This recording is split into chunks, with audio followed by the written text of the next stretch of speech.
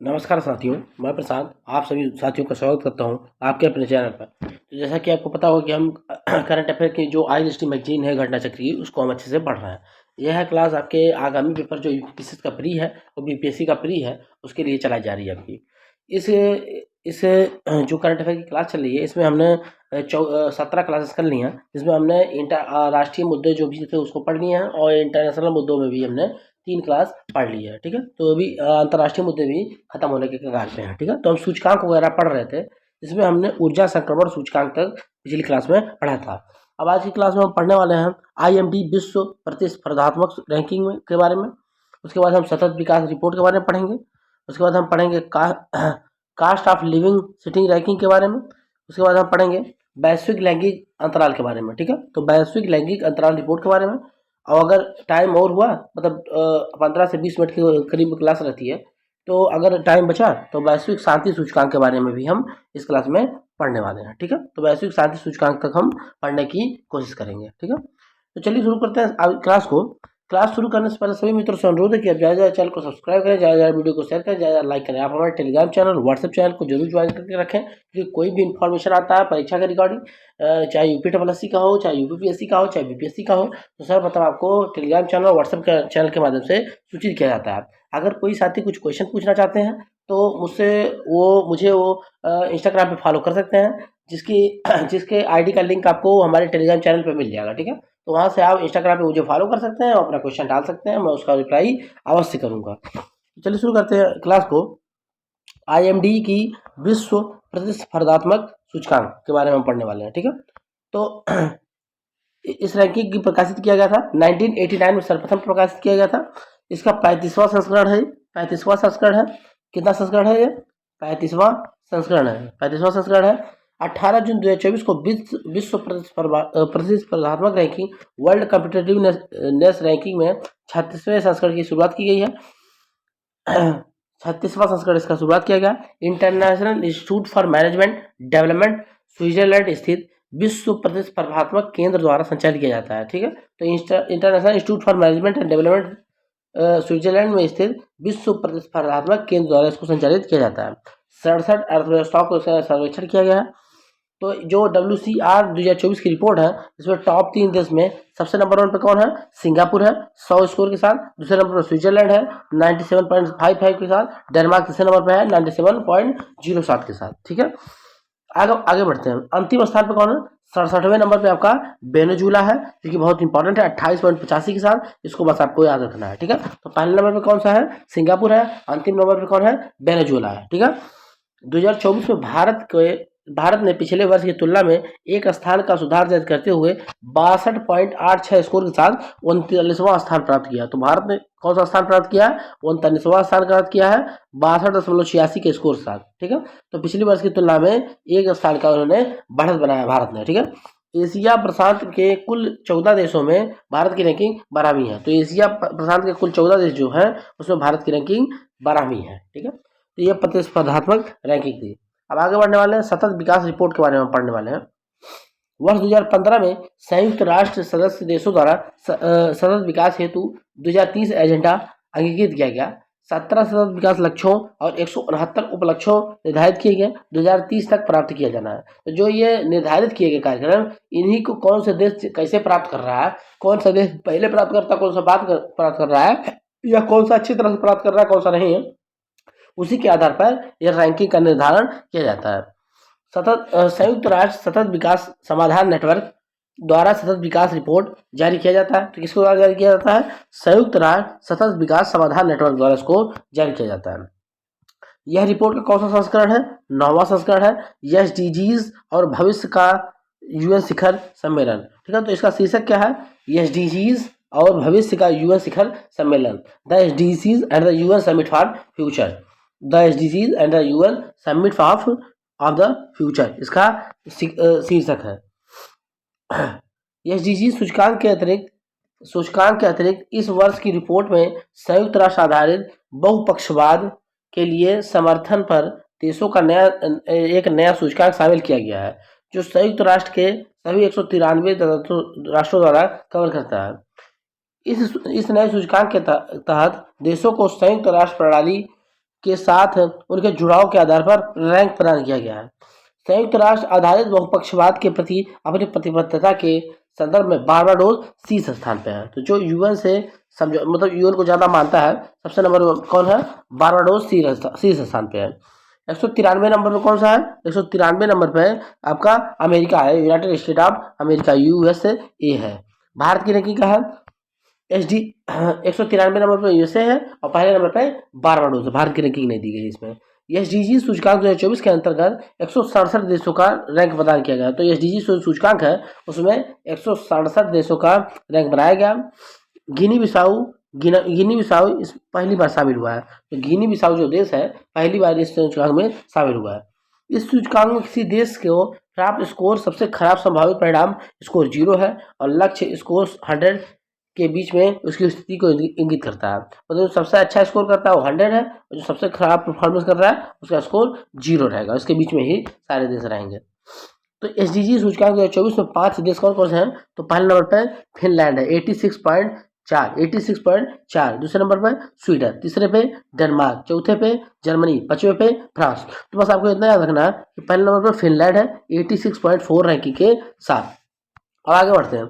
इस सूचकांक में अफ्रीकी महाद्वीप में स्थित दक्षिण सूडान ने 40.1 के समग्र स्कोर के साथ अंतिम स्थान प्राप्त किया। तो दक्षिण सूडान जो है ना, इस सूचकांक में जो एसडीजी सूचकांक है, दक्षिण सूडान 40.1 के समग्र स्कोर के साथ 167वें नंबर पे रहा है। तो दक्षिण सूडान 167वें नंबर पर रहा है। तो सबको इतना याद करना है, दक्षिण सूडान 167वें रैंक पर रहा है।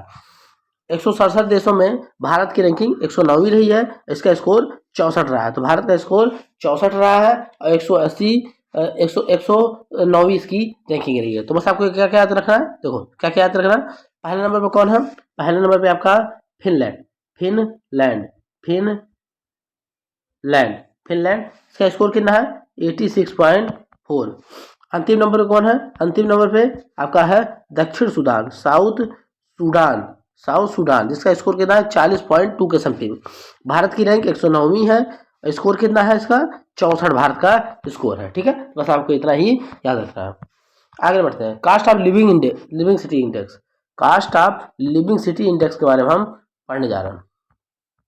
मतलब कि cost of living city index मतलब ये है कि किस शहर में रहने के लिए कितना पैसे का उपयोग किया, मतलब कहाँ ज़्यादा पैसा लगता है, कहाँ कम लगता है, इसके आधार पर ही इंडेक्स बनाया गया है। कास्ट ऑफ लिविंग अर्थात जीवन यापन में लागत किसी विशेष स्थान पर एक निश्चित जीवन शैली को बनाए रखने के लिए आवश्यक धनराशि के रूप में परिभाषित किया गया है। एक निश्चित जीवन शैली को बनाए रखने के लिए होने वाले खर्चों में आवास, भोजन, परिवहन, टैक्स, स्वास्थ्य देखभाल आदि के लिए होने वाले खर्चों को भी शामिल किया जाता है। 17 जून 2024 को अमेरिका कंपनी मर्सर द्वारा कास्ट ऑफ लिविंग इंडेक्स जारी किया गया। तो किसके द्वारा? अमेरिकी कंपनी मर्सर द्वारा इसको जारी किया जाता है। अमेरिकी कंपनी मर्सर द्वारा जारी किया जाता है। उल्लेखनीय है कि 2024 में 5 महाद्वीप के 226 शहरों को शामिल किया गया था। 5 महाद्वीप के 226 शहरों को इस रैंकिंग में न्यूयॉर्क को आधार शहर माना। पूछ सकता है कि कास्ट ऑफ लिविंग इंडेक्स में कौन सा शहर आधार शहर है? तो न्यूयॉर्क को आधार शहर माना गया है। मतलब न्यूयॉर्क से ही सारे शहरों की तुलना की जाएगी। ठीक है। Cost of living city ranking 2024 के अनुसार हांगकांग विश्व में रहने के लिए सबसे महंगा शहर है। तो हांगकांग जो विश्व में रहने के लिए सबसे महंगा शहर है। तो हांगकांग विश्व में रहने के लिए सबसे बड़ा शहर है।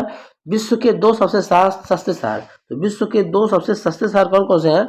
तो अबुजा नाइजीरिया में जो अबुजा है, क्रमशः अबुजा 226वां स्थान और लागोस 225वां स्थान है। दोनों ही नाइजीरिया में स्थित है। दोनों ही शहर नाइजीरिया अफ्रीकी महाद्वीप में स्थित है।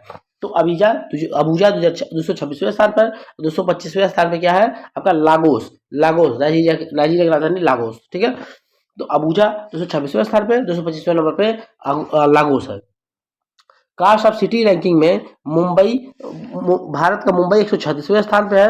भारत का सबसे महंगा शहर है। तो भारत का सबसे महंगा शहर कौन सा है? मुंबई, जो कि विश्व की रैंकिंग पे 136वें स्थान पे। तो यहाँ पे दिया हुआ है। तो 2024 में कौन कौन सी रैंकिंग है देखिए। मुंबई 136वें स्थान पे है। नई दिल्ली 165वें स्थान पे, 189 स्थान पे चेन्नई है। बेंगलुरु 195वें स्थान पे है। तो बेंगलुरु आपको याद करने की जरूरत है क्योंकि सब लोग बोलते हैं कि बेंगलुरु ज़्यादा कॉस्टली है, लेकिन मुंबई ज़्यादा है। ठीक है। तो 195वें स्थान पे बेंगलुरु है, 136 पे मुंबई, 165 पे नई दिल्ली, 189 पे चेन्नई, 195 बेंगलुरु। भारत में सबसे महंगा शहर कौन सा है? मुंबई है, ठीक है। हैदराबाद 202 पे, पुणे 205 पे, कोलकाता 207 पे है। Worldwide cost of living 2023 ये क्या है? Worldwide cost of living, मतलब एक रिपोर्ट और ही है, दूसरी रिपोर्ट है worldwide cost of living. तो worldwide cost of living 2023 report है, EIU द्वारा इसको जारी किया जाता है, ठीक है।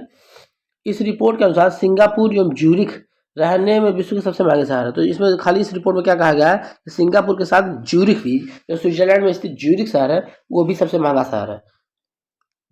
जबकि दमिश्कस सीरिया का सबसे सस्ता शहर है, दमिश्कस सबसे सस्ता शहर है। इस वाले रिपोर्ट के हिसाब से दमिश्क जो सीरिया की राजधानी है वो सबसे कम खर्चे वाली शहर है, ठीक है। विश्व में रहने के लिए 10 सस्ते शहरों में 2 भारतीय शामिल हैं। तो विश्व के रहने वाले 10 सस्ते शहरों में 2 भारतीय शामिल हैं। चेन्नई 163वें स्थान पे, अहमदाबाद 166वें स्थान पे। चेन्नई 163वें स्थान पे, अहमदाबाद 166वें स्थान पे। इस कुल कितने हैं? कुल 173 शहरों को शामिल किया गया है, जिसमें चेन्नई 163 और अहमदाबाद 166वें स्थान पे है। आगे बढ़ते हैं, वैश्विक लैंगिक अंतराल रिपोर्ट के बारे में पढ़ने वाले हैं कि कितना लैंगिक अंतराल है। मतलब कि कितने कितने लड़के जन्म लेते हैं तो कितनी लड़कियां जन्म लेती हैं, उसमें क्या अंतराल है, उसके हिसाब से रिपोर्ट बनाया गया। 2006 में विश्व आर्थिक मंच द्वारा जारी किया गया। सर्वप्रथम 2006 में विश्व आर्थिक मंच द्वारा इसको जारी किया गया। मुख्य उद्देश्य लैंगिक समानता को प्राप्त करने की दिशा में हुई प्रगति का मापन करना था, ठीक है। उच्चतम स्कोर 100 है, जो लैंगिक समानता को प्रदर्शित करता है, और निम्नतम स्कोर 0 है, जो शून्य होता है, जो लैंगिक असमानता को दर्शाता है। 0 लैंगिक असमानता है, 100 लैंगिक समानता है।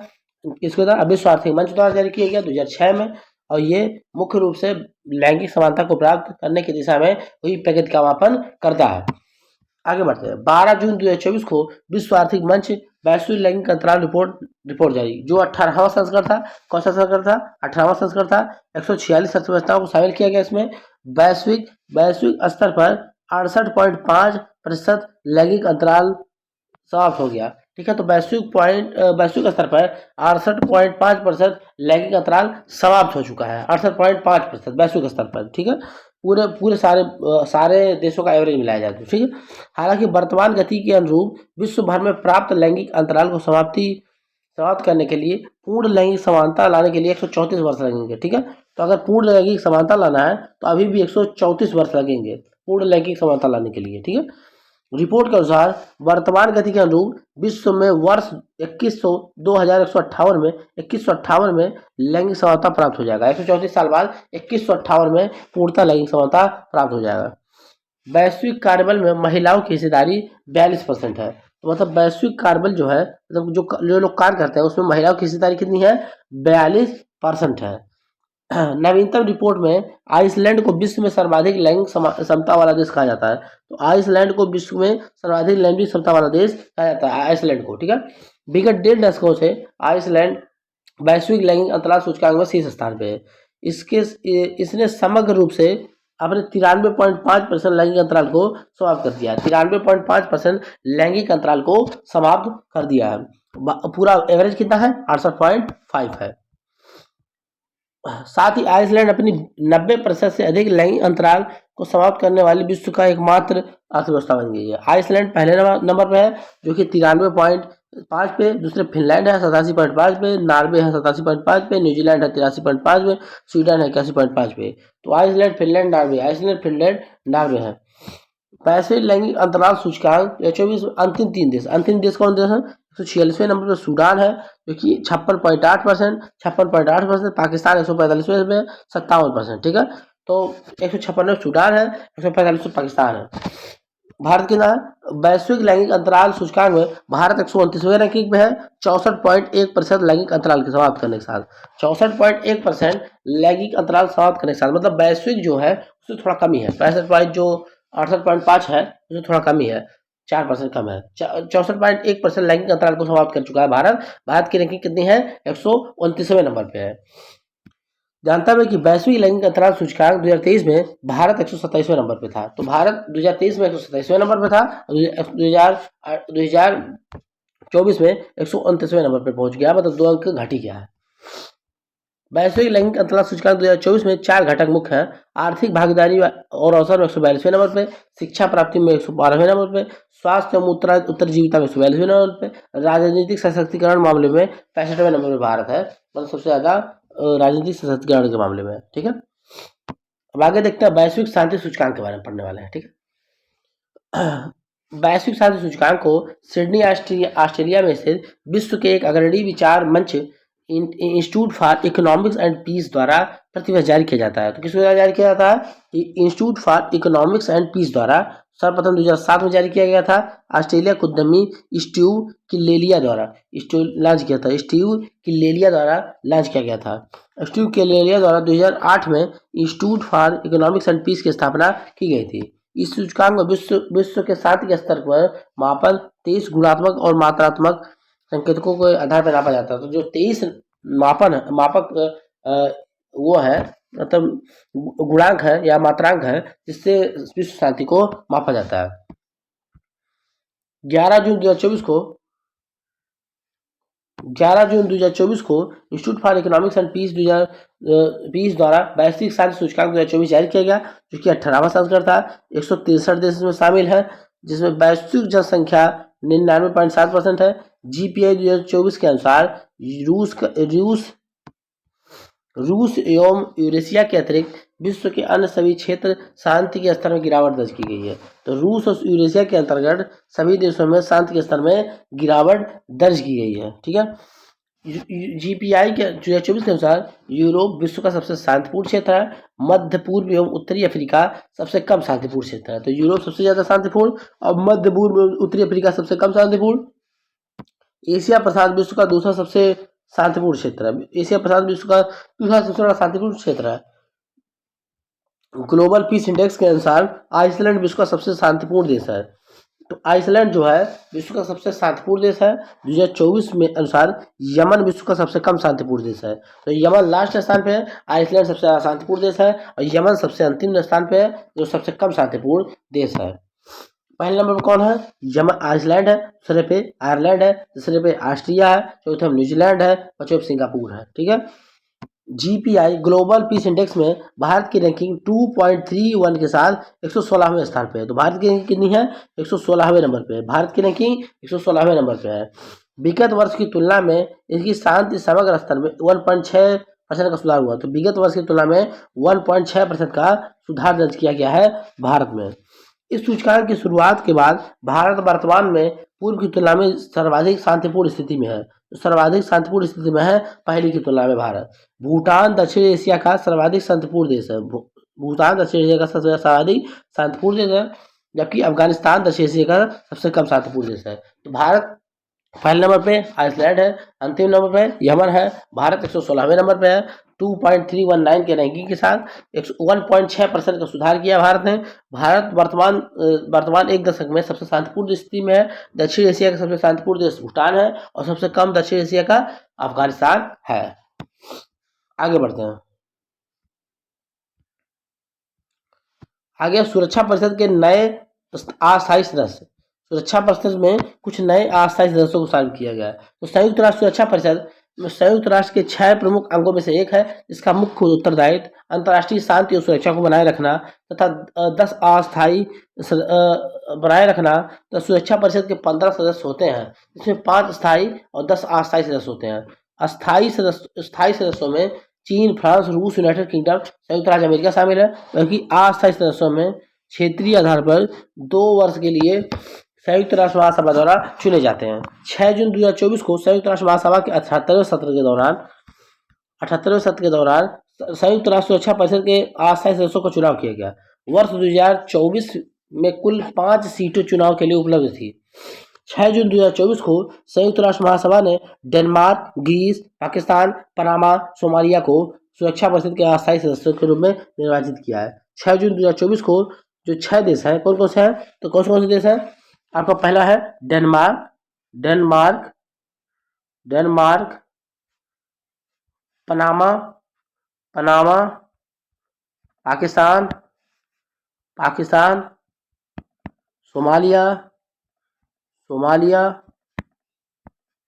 और एक कौन सा है? सोमालिया और सोमालिया, ग्रीस। ठीक है, तो 5 देशों को चुना है, तो Denmark, Panama, Pakistan, Somalia, Greece को चुना है। ठीक है, 5 नवनिर्वाचित सदस्यों का कार्यकाल 1 जनवरी 2025 से प्रारंभ होकर 31 दिसंबर 2026 तक चलेगा। इससे पूर्व पाकिस्तान 7 बार, पनामा 5 बार, डेनमार्क 4 बार, ग्रीस 2 बार और सोमालिया एकमात्र सुरक्षा परिषद का सदस्य रहा है। उपयुक्त देशों के अतिरिक्त वर्तमान में सुरक्षा परिषद में अन्य अस्थायी सदस्य हैं। इन 5 देशों के अलावा भी कौन है? अल्जीरिया, गुयाना, दक्षिण कोरिया, सियरा लियोन और स्लोवेनिया इसमें पहले से शामिल है। ठीक है, तो किसको शामिल किया गया? पनामा, सोमालिया, पाकिस्तान, ग्रीस और डेनमार्क को शामिल किया गया है। ठीक है, तो आज की क्लास को हम यहाँ ही रखेंगे।